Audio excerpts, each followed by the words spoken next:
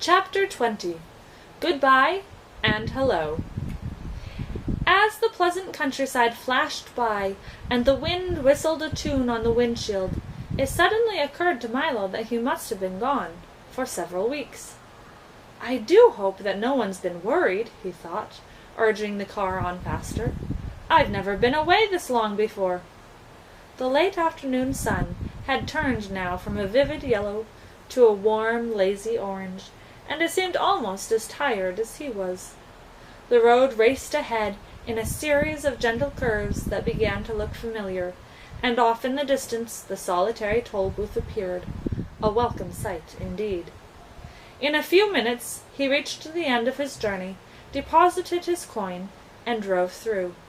And, almost before realizing it, he was sitting in the middle of his own room again. "It's only 6 o'clock," he observed with a yawn. And then, in a moment, he made an even more interesting discovery. "And it's still today! I've been gone for only an hour!" he cried in amazement, for he'd certainly never realized how much he could do in so short a time.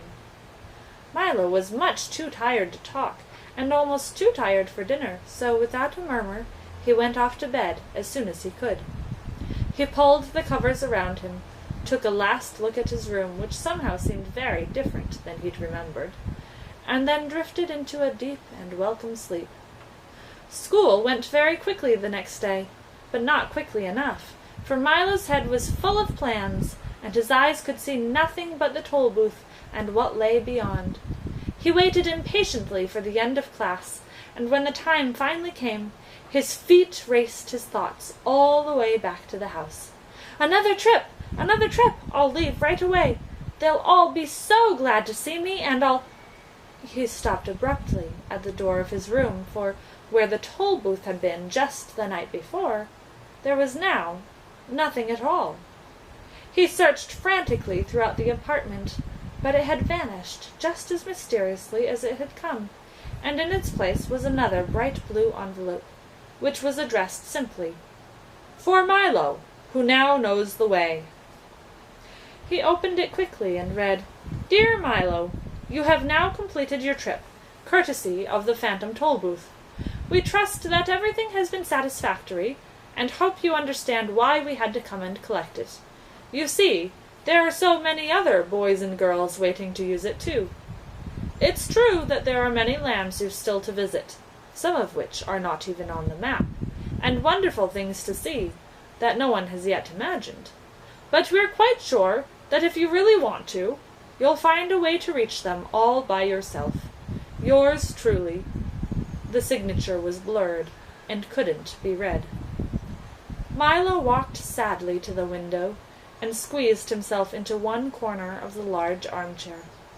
He felt very lonely and desolate as his thoughts turned far away, to the foolish, lovable bug, to the comforting assurance of talk standing next to him, to the erratic, excitable din, to little Alec, who, he hoped, would some day reach the ground, to rhyme and reason, without whom wisdom withered, and to the many, many others he would remember always. And yet, even as he thought of all these things, he noticed somehow that the sky was a lovely shade of blue, and that one cloud had the shape of a sailing ship. The tips of the trees held pale young buds, and the leaves were a rich deep green. Outside the window there was so much to see and hear and touch, walks to take, hills to climb, caterpillars to watch, as they strolled through the garden.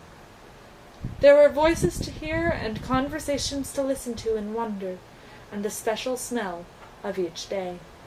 And in the very room in which he sat, there were books that could take you anywhere, and things to invent and make and build and break, and all the puzzle and excitement of everything he didn't know. Music to play, songs to sing, and worlds to imagine, and then someday make real. His thoughts started eagerly about, as everything looked new and worth trying. "Well, I would like to make another trip," he said, jumping to his feet, "but I really don't know when I'll have the time. There's just so much to do right here."